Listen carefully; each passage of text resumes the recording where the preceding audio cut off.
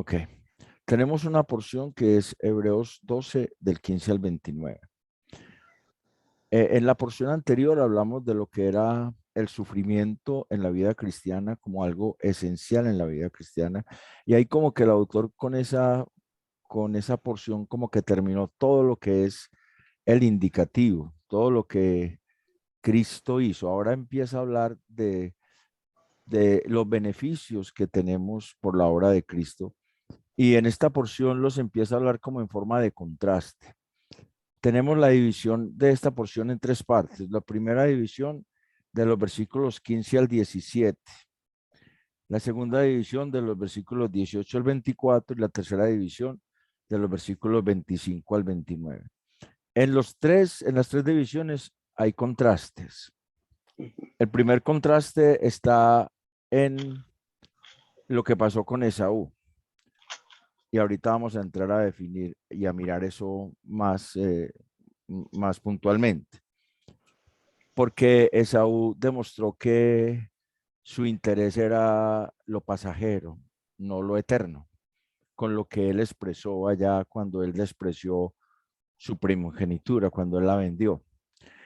El segundo contraste lo vemos del versículo 18 al 24, cuando el autor muestra que nosotros no nos hemos acercado, o sea, no nos estamos acercando como se acercó Israel al monte Sinaí, que tembló de miedo, era espantoso lo que veía, al juicio de Dios verdaderamente, que es el acercamiento a Dios por la ley. Y recordemos que estas personas a los que el autor de Hebreo les escribe eran judíos que habían creído en Jesucristo, pero que estaban siendo atacados por sus propios hermanos de nación que no habían creído, y algunos que habían participado ya habían salido del grupo, habían rechazado esa gracia. Esos están allá en Hebreos 6 del 4 al 6 y en Hebreos 10 del 26 al 31. Y fuera de eso, estaban siendo perseguidos por las autoridades romanas, en este caso bajo el emperador Nerón, en una persecución que se hizo en la ciudad de Roma en los años 64 al 68 más o menos, que es cuando se escribe la carta, 64 al 68 después de Cristo. Y entonces vemos un contraste de acercarnos a Dios por nuestros méritos propios, lo cual sería un suicidio, y acercarnos a Dios no al juicio de Dios, sino a la misericordia de Dios por Jesucristo, como dicen los versículos del 22 al 24. Hay otro contraste ahí en esos, entre el 18-21 y el 22-24. Y el tercer contraste está entre despreciar a Dios o amar a Dios, o amar las cosas que van a ser conmovidas o amar las cosas que son inconmovibles. Tres contrastes que toda la porción está traspasada por un contraste, y ese contraste se ve en las tres porciones. Entonces, el autor empieza como a afianzarnos en la gracia, y por eso es que yo he titulado esta porción, la he titulado Atesoremos la gracia inconmovible. Y lo primero, vamos a leer los versículos del 15 al 17. Versículo 15 dice: mirad bien, no sea que alguno deje de alcanzar la gracia de Dios, que brotando alguna raíz de amargura os estorbe, y por ella muchos sean contaminados. No sea que haya algún fornicario o profano como Esaú, que por una sola comida vendió su primogenitura. Porque ya sabéis que aún después deseando heredar la bendición, fue desechado, y no hubo oportunidad para el arrepentimiento porque la procuró con lágrimas. Entonces, eh, atesoremos la gracia inconmovible, primero cuidándonos unos a otros en dicha gracia. ¿Cuidándonos de quiénes? De quienes pueden contaminar a muchos, de quienes con sus raíces de amargura, y esa palabra amargura es veneno, es alguien que siempre está expresando hostigamiento, siempre está expresando cosas contrarias a la gracia de Dios, porque no entiende la gracia de Dios. Por eso dice que alguno deje de alcanzar la gracia de Dios. Y esa palabra alcanzar no es de agarrar, sino que es que no le dé tiempo de llegar, como que no lo alcance la gracia, como que no la entiende, como que llegue tarde, como que quedó fuera de base en la gracia y queda como en el aire. Y entonces no puede entender y lo que hace es atacar, expeler veneno, porque eso es lo que la palabra amargura significa, veneno, ponzoña, aguijón. Siempre estará, esas personas siempre estarán buscando desanimar a quienes queremos seguir adelante en la gracia del Señor. Entonces, el autor nos está llamando a cuidarnos unos a otros en dicha gracia, atesorémosla cuidándonos en ella, de aquellas personas que con sus continuos ataques a la gracia, porque ellos mismos no la entienden, quieran desanimarnos. Pero también otro tipo de personas como Esaú, que negocian y menosprecian la gracia, de aquellos que negocian la gracia y otros que la menosprecian, aquellos que no entienden la eternidad de la gracia, lo eterno que es la promesa de la gracia y negocian con ella porque aman lo pasajero, aman como Esaú amó lo pasajero. Esaú vendió su primogenitura. ¿Por qué la vendió? Por eso la palabra, esa es la palabra fornicario. La palabra fornicario viene de un verbo que significa vender. Entonces, son los que negocian, los que quieren negociar con la gracia. Y la otra es la palabra profanos, que son aquellos que no valoran porque no tienen unos principios altos en sus vidas, sino que menosprecian las cosas como lo hizo Esaú. Los dos conceptos le cabían a Esaú.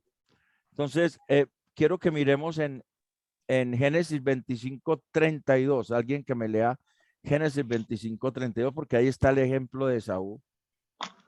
Sobre todo ese versículo nomás, no nos detengamos en toda la porción, sino ese versículo, porque él expresa unas palabras ahí que son tremendas. Génesis 25:32. Ujú. Dice, entonces dijo Esaú, he aquí yo me voy a morir. ¿Para qué pues me servirá la primogenitura?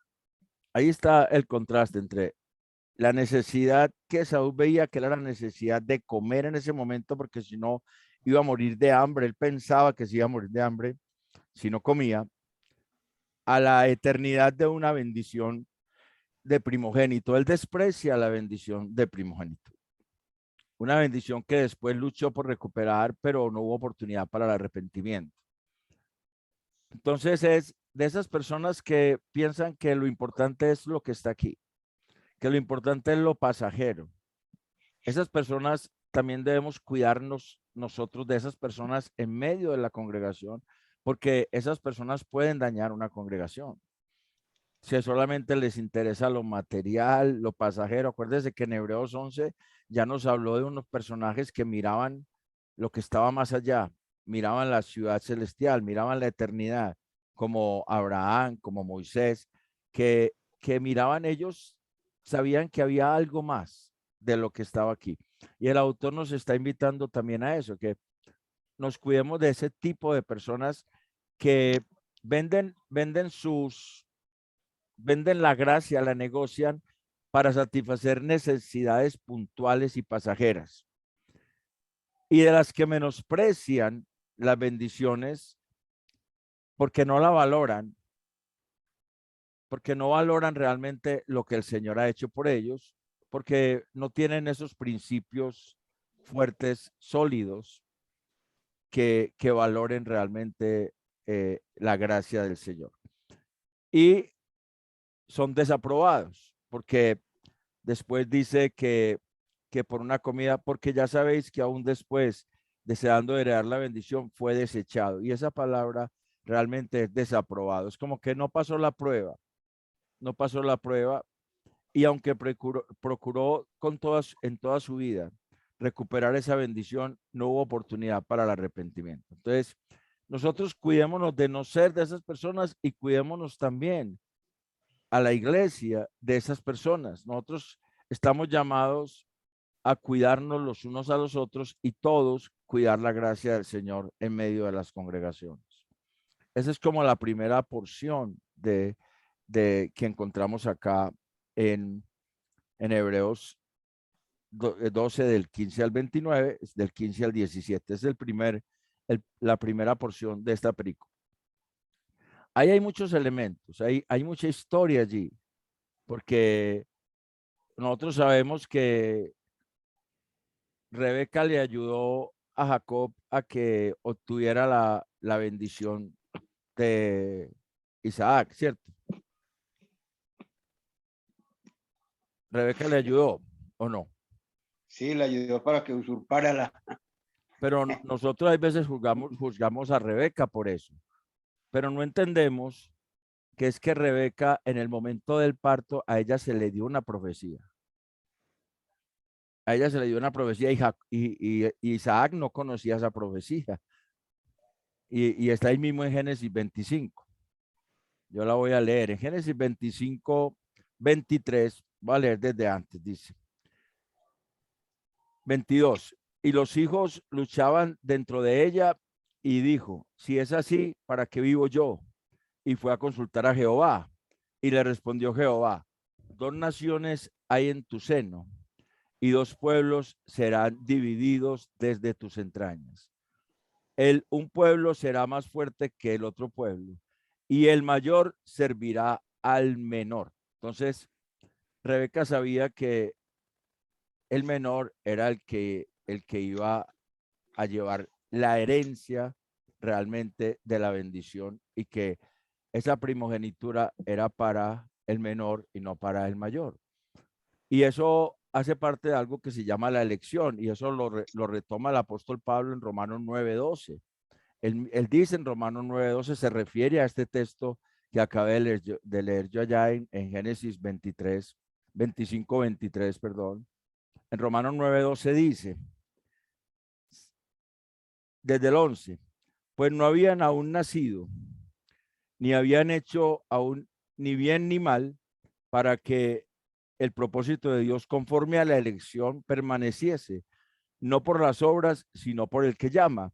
Se le dijo, el mayor servirá al menor, como está escrito, a Jacob amé, mas a Esaú aborrecí.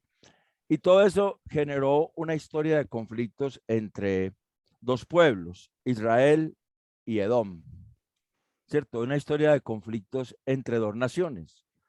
Israel, que es Jacob, precisamente a él Dios le cambia el nombre por Israel, y Edom, que es Esaú, por lo que ese guiso rojo de lentejas era la palabra Edom, ahí quedó, rojo, Esaú. Y esa historia llegó hasta que Abdías en el capítulo 1, versículos del 1 al 14, pronuncia la profecía de que Dios acabará con Edom. Porque Edom no solamente vio que a Israel lo estaban atacando y consumiendo los enemigos, sino que él se gozó de eso. Allá está en Abdías 1, del 1 al 14. A pesar de que Dios a Moisés le dio instrucciones de que no fuera a atacar a Edom, allá en Deuteronomio 23:7, porque eran familia, porque ellos venían del mismo padre. Sin embargo, son naciones diferentes que estuvieron en guerra y Dios pues decidió acabar con Edom. Esa es la historia de Esaú, de la descendencia de Esaú. Y a nosotros nos está advirtiendo el autor de Hebreos de tener cuidado de no ser como Esaú, de no estar pensando siempre en lo pasajero, en la necesidad inmediata, en que Dios me tiene que responder en la inmediatez, en que Dios me tiene que responder ya cuando yo quiero. Y nos invita a esperar en Él y a saber que hay una bendición eterna que nos la va a mostrar aquí más adelante, que es esa gracia inconmovible que nosotros en Cristo Jesús recibimos. Esta es la primera porción que hoy tenía para ustedes. La segunda porción de los versículos 18 al 24, ¿quién la quiere leer? Hebreos 12 del 18 al 24. Alguien que la lea, por Porque favor. no os habéis acercado al monte que se podía palpar y que ardía en fuego, a la oscuridad, a las tinieblas y a la tempestad, al sonido de la trompeta y a la voz que hablaba, la cual los que la oyeron rogaron que no se les hablase más, porque no podían soportar lo que se ordenaba. Si aún una bestia tocare el monte, será apedreada o pasada con dardo. Y tan terrible era lo que se veía que Moisés dijo, estoy espantado y temblando, sino que os habéis acercado al monte de Sión, a la ciudad del Dios vivo, Jerusalén la celestial, a la compañía de muchos millares de ángeles, a la congregación de los primogénitos que están inscritos en los cielos, a Dios, el juez de todos, a los espíritus de los justos hechos perfectos, a Jesús, el mediador del nuevo pacto, y a la sangre rociada que habla mejor que la de Abel. Amén. Ahí tenemos otro contraste, ¿cierto? La manera de acercarnos a Dios. Recuerde que el autor está hablando a un grupo que tiene ciertas y grandes presiones para que se vuelvan a la ley. Y les está diciendo, es que ustedes no se han acercado como se acercó Israel en el monte Sinaí. Ellos se acercaron con temor. Tanto temor tenía que le dijeron a Moisés, no, vaya usted y hable con él. Y nos dice qué dijo, porque ellos no soportaban la voz que les hablaba desde el fuego, desde el trueno, desde la tempestad, desde la oscuridad. Eso está por allá en Éxodo 21, en Éxodo 20 creo, y en varias partes del Antiguo Testamento. Ese momento en Deuteronomio 5 también se encuentra cuando el pueblo sintió ese miedo y Moisés logró expresar que estoy temblando y con miedo, Deuteronomio 9 y 19. El autor le está diciendo, es un suicidio acercarse a Dios por los méritos propios. Es un suicidio querer acercarse a Dios para justificarse por las obras de la ley, porque eso es muerte, eso es algo que es terrenal, eso no es lo que el Señor nos ha dado a nosotros. A nosotros no nos ha dado que nos acerquemos por las obras de la ley. Nosotros no nos acercamos a un monte terrenal, al monte del juicio. Nosotros nos acercamos al monte de la misericordia, por la sangre rociada de Cristo Jesús. Es interesantísimo que el autor de Hebreos haga ese contraste porque ellos son hebreos, ellos conocen la historia, ellos conocen lo que el Antiguo Testamento habla de esto que él resume acá. Ellos conocen esa historia y saben que eh, el pueblo tuvo un miedo tremendo y ahí aparecen unos elementos de juicio, la tempestad, el fuego, la oscuridad, la tormenta, todo eso que aparece ahí son puro juicio, las tinieblas, la oscuridad, la tempestad, el fuego, son elementos que simbolizan el juicio de Dios y nosotros no nos acercamos al juicio de Dios. El juicio de Dios sobre nosotros lo llevó Cristo. Esa es la gran diferencia del acercamiento a Dios por las obras de la ley, que realmente no es válido delante de Dios y nosotros tenemos toda la revelación completa. Los hermanos allá en la que recibieron esta carta de los hebreos o este sermón, porque esto es una homilía, ellos no conocían las epístolas de Pablo realmente, ellos no conocían toda la revelación, pero uno sabe, por ejemplo, por Romanos 3, del 20 en adelante, o desde el 3, desde el 10 hasta el 23, todos esos capítulos, que no se puede justificar ninguno delante de Dios por las obras de la ley. Nosotros somos conscientes de eso, que no podemos acercarnos a Dios por las obras de la ley. Nosotros no podemos ser tan ingenuos o tan pretenciosos o creernos tanto que tengamos el derecho de decirle a Dios, aquí estamos, júzganos, porque ese juicio nos mata irremisiblemente. Ese miedo que tenían allá los hebreos al pie del monte es un temor que debe haber en el corazón de todo creyente de acercarse a Dios sin la protección de Cristo. Por eso nosotros nos acercamos al monte de la misericordia, no al monte del juicio, sino al monte de la misericordia, porque nosotros nos acercamos es por Jesucristo. Y aquí aparecen varios elementos. Dice el versículo 22, sino que os habéis acercado al monte de Sión, o sea, al monte celestial, al monte que está en la eternidad, a Jerusalén la celestial, a la compañía, a la ciudad del Dios vivo, Jerusalén la celestial, a la compañía de muchos millares de ángeles. Nosotros nos hemos acercado allí a la compañía. Esa palabra significa 10,000, millares, muchos. Una cantidad inmensa de ángeles de Dios que reciben a la iglesia, porque ellos son, como el autor de Hebreos ya nos había dicho, ellos son espíritus ministradores a favor de los que han de heredar la salvación. En Hebreos 1:14 está ese texto. Y esos ángeles reciben a la iglesia porque saben que esa iglesia es comprada con la sangre de Cristo. Esos mismos ángeles le fortalecieron a Cristo en el momento del Getsemaní, cuando sudaba gotas de sangre. Allá en Lucas se nos narra eso, que vino un ángel de Dios para fortalecerle. Estuvieron fortaleciendo al Señor en su ministerio y ellos reciben a la iglesia. Nosotros no nos acercamos por nosotros mismos, es por los méritos de Cristo.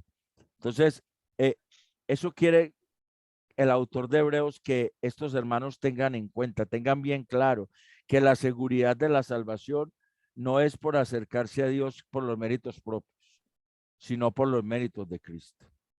Porque su sangre fue rociada, y esa palabra significa salpicada, rociada, consagró a la iglesia con su sangre. Porque en el Antiguo Testamento, y ya lo había dicho por ahí en Hebreos 9, que todas las cosas eran santificadas con sangre. Y usted ve que cuando Moisés fue a santificar el atrio, fue a santificar el altar, fue a santificar las vestiduras, todo lo roció con la sangre de los animales. Ese es el simbolismo de la sangre de Cristo rociada sobre su iglesia para santificarla y consagrar, que la protege del juicio de Dios directo sobre ella porque él ya lo llevó. Y esa sangre, dice el autor de Hebreos, que habla mejor que la de Abel. ¿Qué significa que la sangre de Cristo hable mejor que la de Abel? ¿La sangre de Abel habló según la Biblia o no? Sí, Sí, pidiendo venganza, según la Biblia. según la Biblia en Génesis 4, ¿cierto? Sí. En Génesis 4 dice,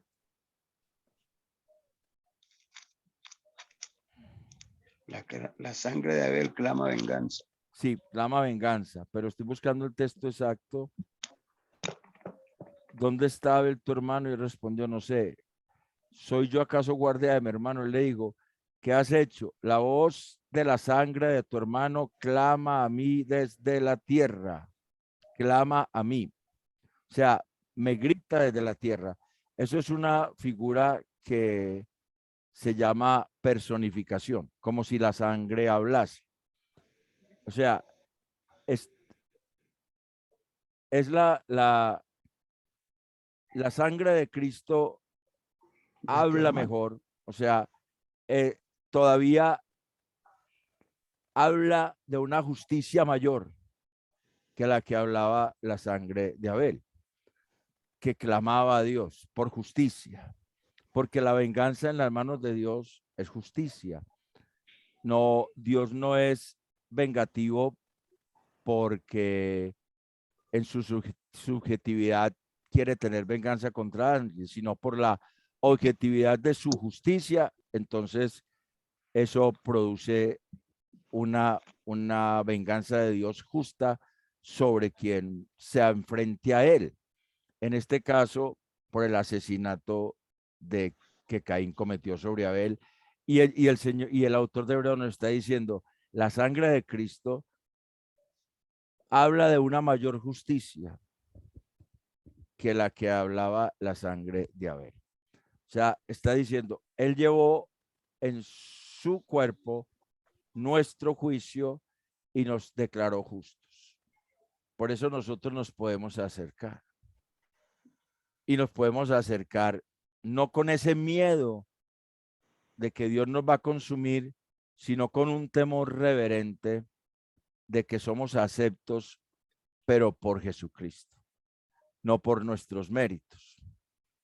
Ahí está el contraste en esta segunda porción. Y la tercera porción es del versículo 25 al 29, que dice, mirad que no desechéis al que habla. Empieza diciendo eso. Y aquí ya es un verbo diferente al que estaba en el versículo 15, ese verbo mirad bien. Allá ese verbo es el mismo que es episcopeo, que es pongan atención y vigilen. Aquí es tengan cuidado. Miren. El verbo es blepo, tengan cuidado, que no desechen al que habla. Y esa palabra desechar, aquí hay 3 veces la figura de la palabra desechar en el versículo 25, pero la tercera vez es otra diferente a las 2 primeras. O sea, la palabra, mirad que no desechéis al que habla, porque si no escaparon aquellos que desecharon al que los amonestaba en la tierra, mucho menos nosotros si desecharemos. Hay 3 palabras que traducen desechar, pero las 2 primeras significan ir en contra de Dios, despreciarlo porque Dios no hace lo que yo quiero. Las 2 primeras. Entonces, tengan cuidado en no ir en contra de Dios, quien sigue hablando, porque ese verbo está en un presente indicativo, quien sigue hablando, hoy sigue hablando, a través de la escritura, porque el autor de Hebreos ya nos dijo, empezando la carta en Hebreos 1, 1 y 2, dice, Dios habiendo hablado muchas veces y de muchas maneras, en otro tiempo a nuestros padres por los profetas, en estos postreros días nos ha hablado por el Hijo, a quien constituyó heredero de todo y por quien asimismo hizo el universo. O sea, Dios sigue hablando. Entonces, tengamos cuidado de no despreciar a Dios porque no hace lo que nosotros queremos en el tiempo que nosotros queremos. Esa es la idea.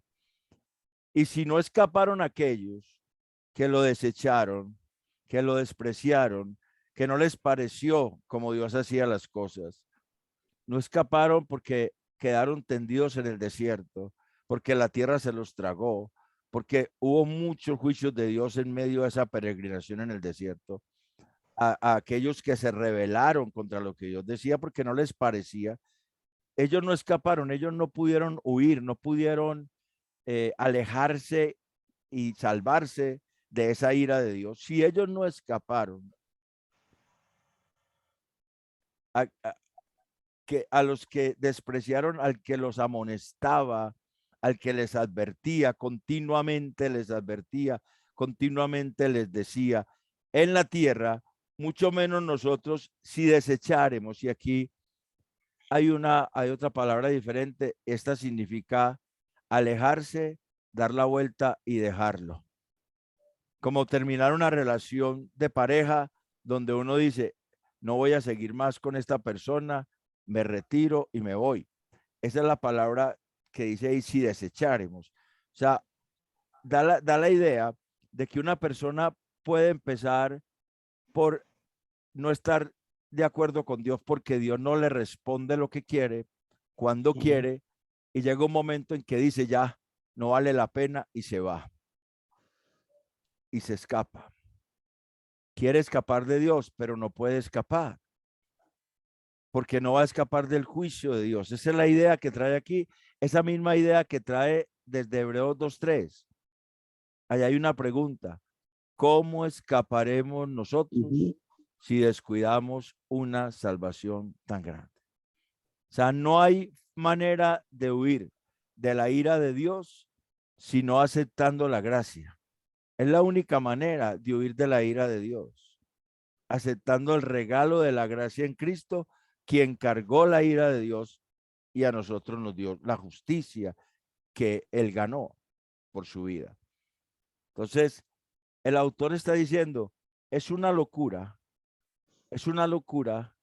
pretender abandonar a Dios por cosas que están pasando. No se nos olvide que estos hermanos están pasando por situaciones de persecución de las autoridades romanas, por situaciones de desprecio de sus mismos familiares, pero el autor les está diciendo, eso es como mirar las cosas de acá y no las de allá, como hizo Esaú.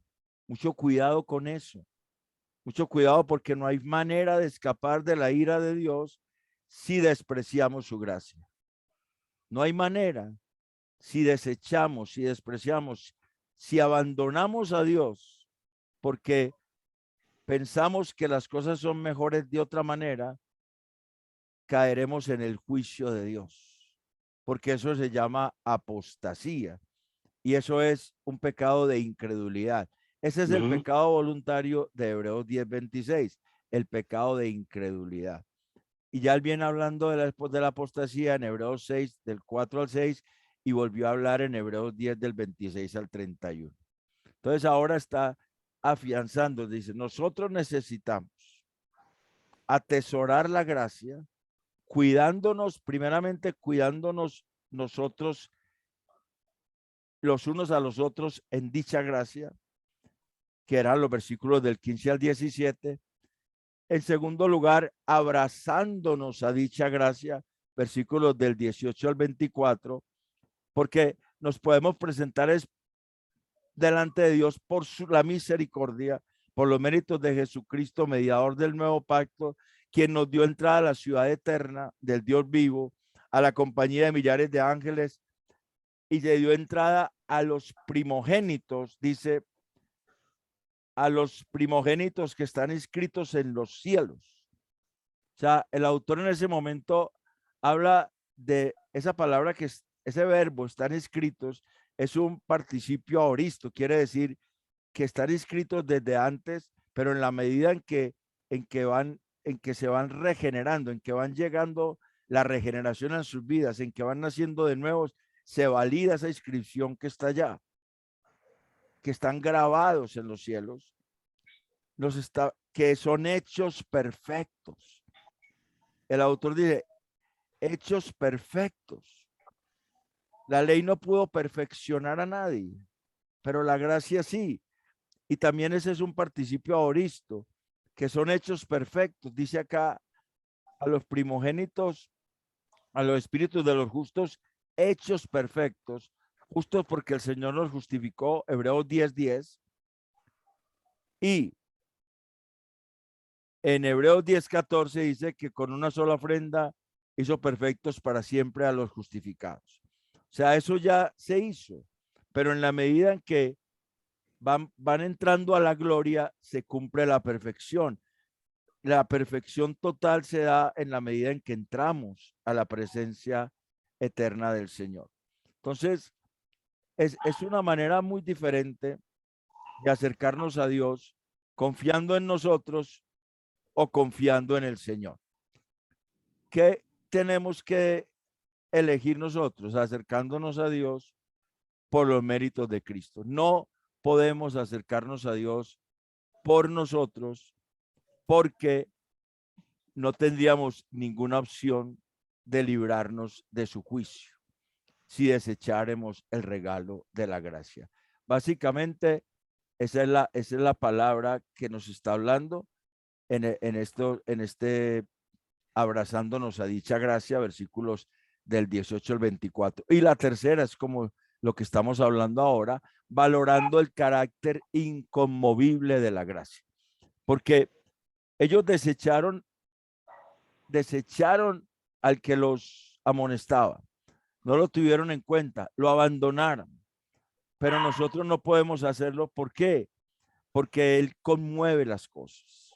Y la palabra conmueve es la palabra remueve, destruye, hace temblar, agita, mece, de derecha a izquierda, de adelante a atrás, mece la tierra y ha prometido remecer los cielos. Ha prometido un juicio en el cual la tierra y los cielos pasarán. Las cosas conmovibles serán desechadas, se quitarán, y ya el autor de Hebreos lo dijo. El autor de Hebreos en Hebreos 1:11,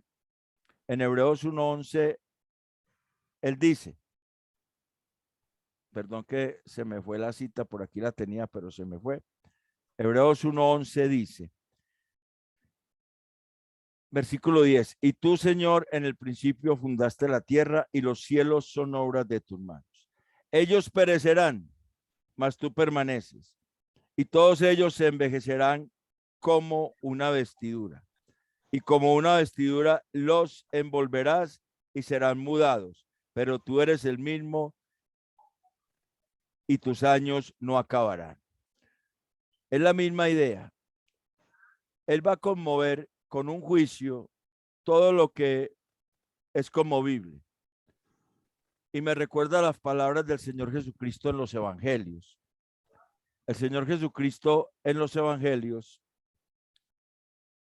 él dice, cielo y tierra pasarán, pero mis palabras no pasarán, ¿cierto? Mateo 24:35, Marcos 13:31 y Lucas 21:33. Y esas palabras también están en la segunda carta de Pedro, capítulo 3, versículo 10, cuando dice que esperamos cielos nuevos y tierra nueva donde more la justicia. Lo inconmovible será la gracia.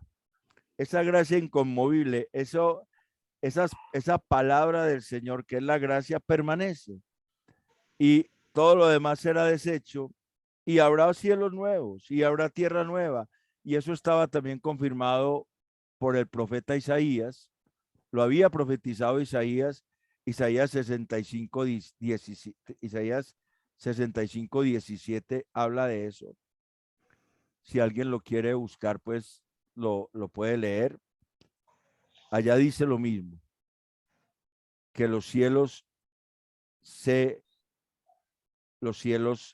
pasarán y la tierra pasará. Isaías 65:17, él dice, haré cielos nuevos y tierra nueva, ¿cierto? Vamos a leerlo.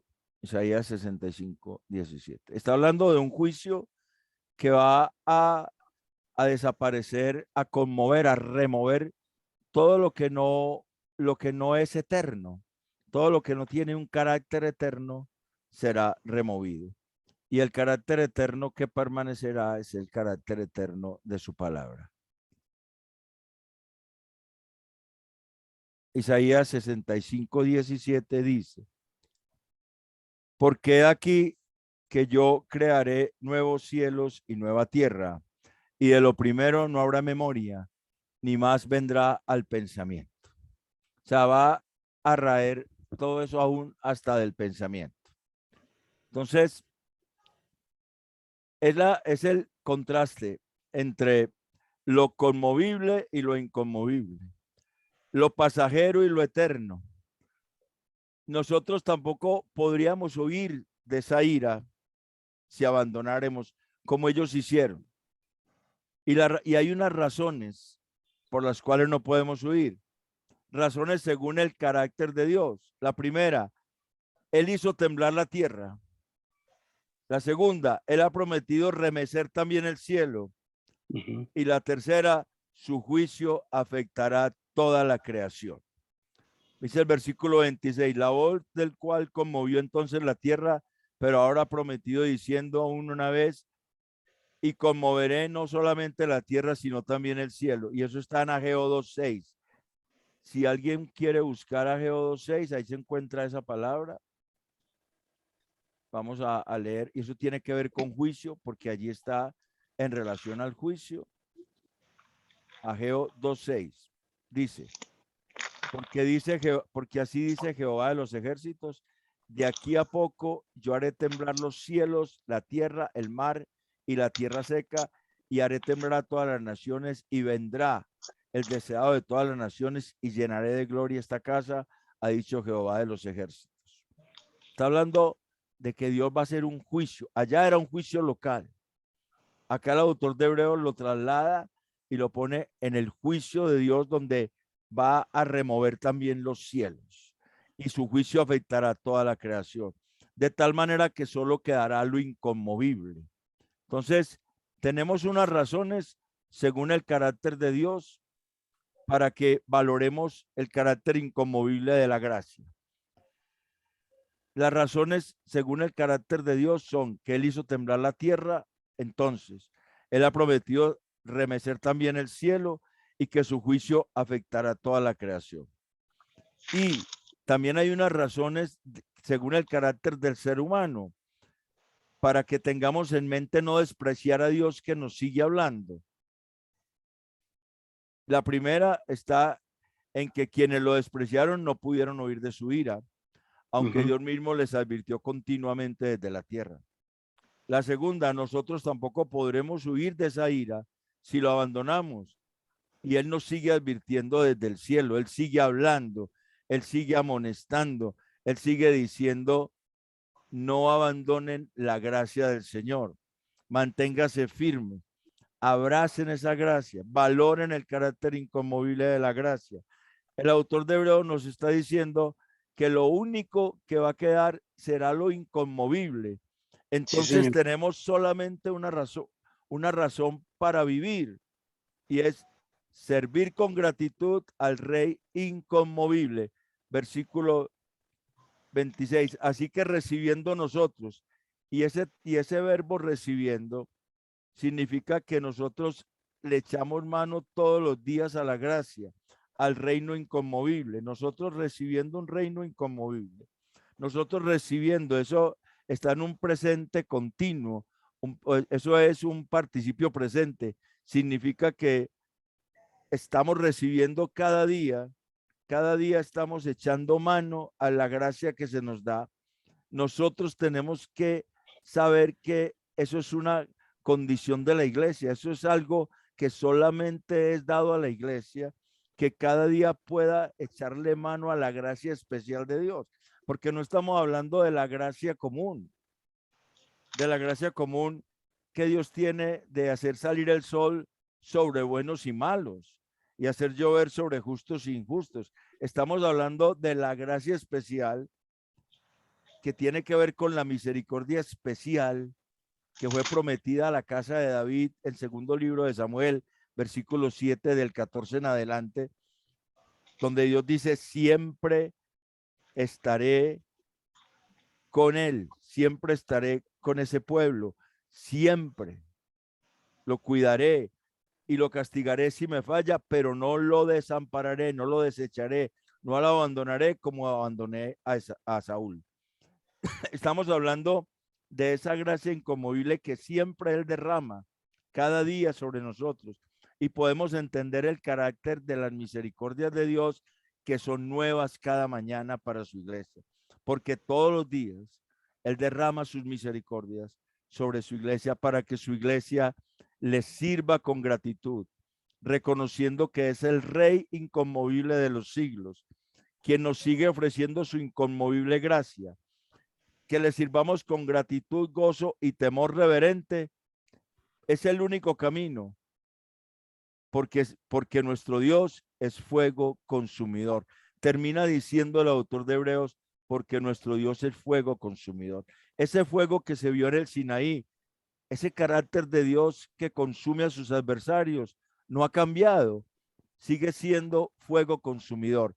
Así que la única manera de librarse del juicio de Dios es abrazando su gracia, apoderándose de ella, valorándola y cuidándola. Es un llamado a que nosotros nos apoderemos de la gracia del Señor realmente como un tesoro, como no hay ningún otro tesoro.